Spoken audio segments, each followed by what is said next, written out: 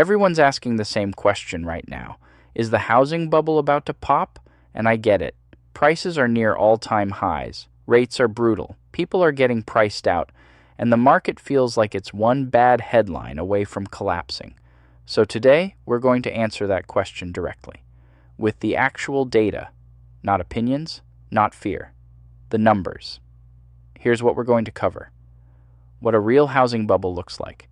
What's actually happening in the market right now, and whether the data supports a crash or something completely different, because the answer might surprise you. Subscribe if you want to keep running the real math. Let's get into it. The anxiety makes sense. Let's start there. The median home price nationally is sitting around $418,000. In 2019, that was $272,000. That's a 46% jump in 6 years. Not in Manhattan, nationally, the dead middle of the country. Mortgage rates are around 6.5%, which sounds manageable until you remember that in January 2021, you could get a 30-year fixed for 2.65%. Same $320,000 mortgage. At 2.65%, your monthly payment was $1,293. At 6.5% today, that same loan costs $2,023 a month.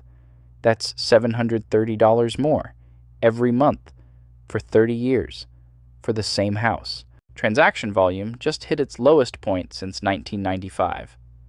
Fewer homes are selling right now than at any point in 30 years, and prices are still near record highs. Fewer buyers, higher prices. That should be impossible. You learned supply and demand in 8th grade. So did I. So yes, on the surface, this looks broken, maybe even dangerous. But looking broken and being about to collapse are two very different things. And the data tells a much more specific story. To understand where we are, you need to understand the sequence that got us here.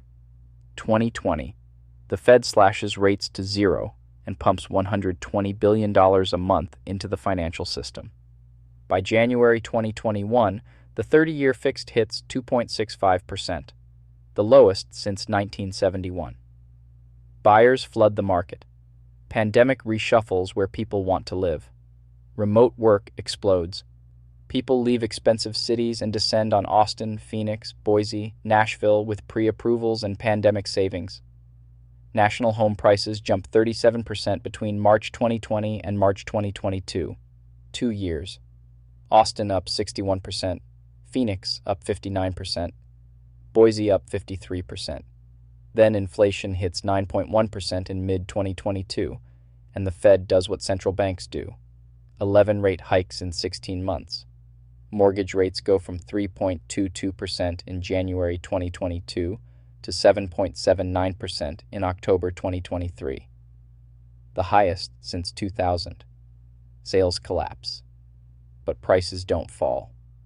And that's the part nobody can explain, until you understand what's actually holding this market hostage. Right now, about 51% of all outstanding U.S. mortgages carry a rate below 4%.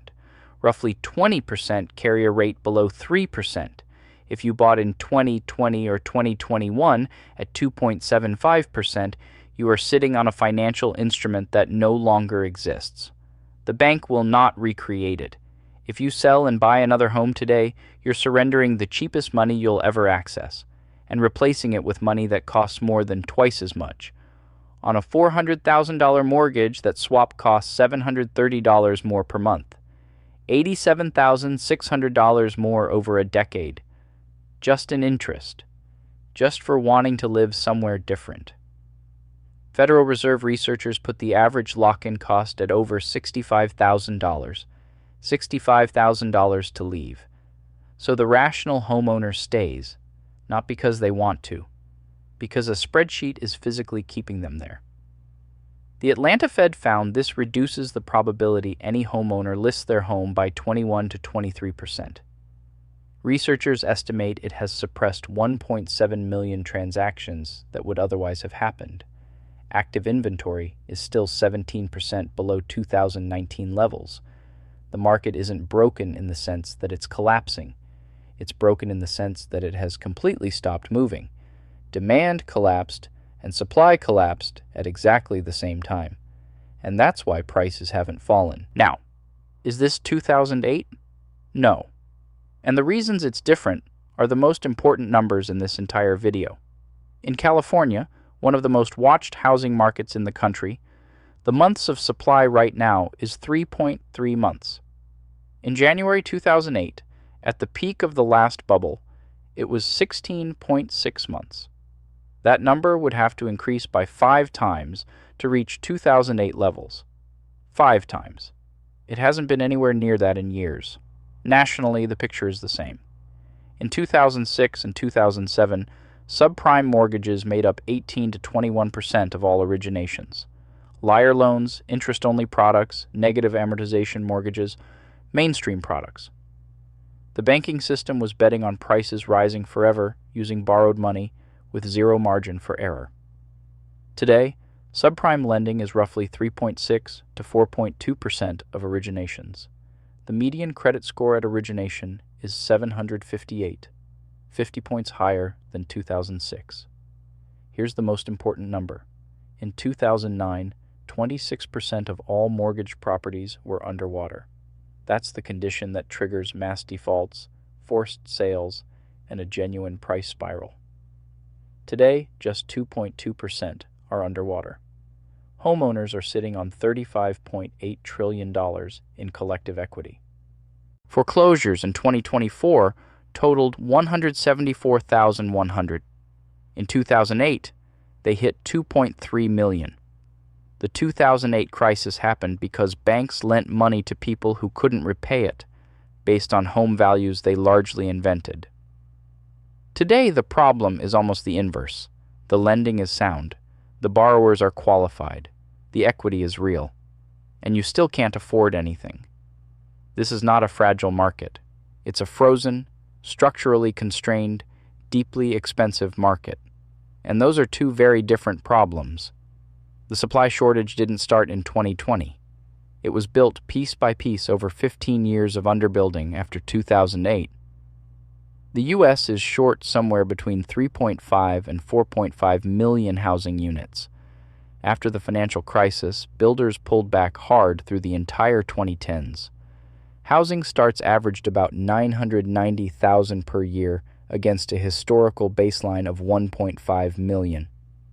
The starter home, under 1,400 square feet, the traditional entry point for first-time buyers, went from over 400,000 units a year in the 1970s to just 65,000 in 2020. An 80% decline. The house that was supposed to be the beginning of the wealth-building ladder for working Americans was essentially discontinued as a product. Now add tariffs.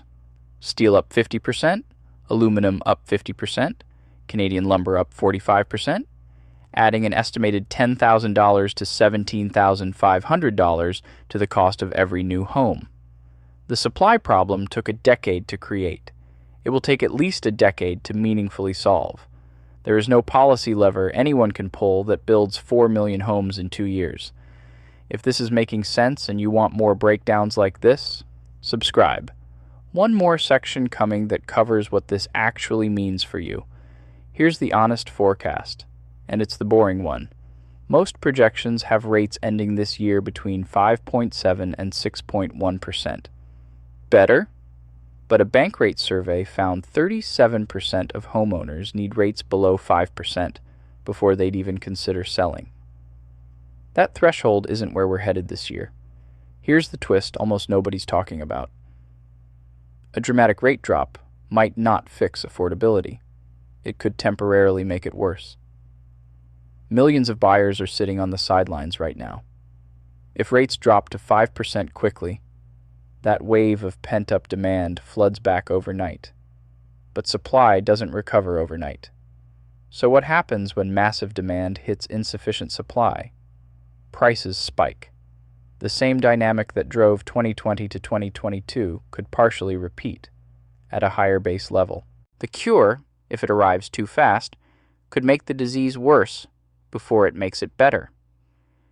The most realistic path is a slow, multi-year process where the share of mortgages below 4%, which has already dropped from 65% to about 48%, continues to fall as people move, retire, get divorced, have kids.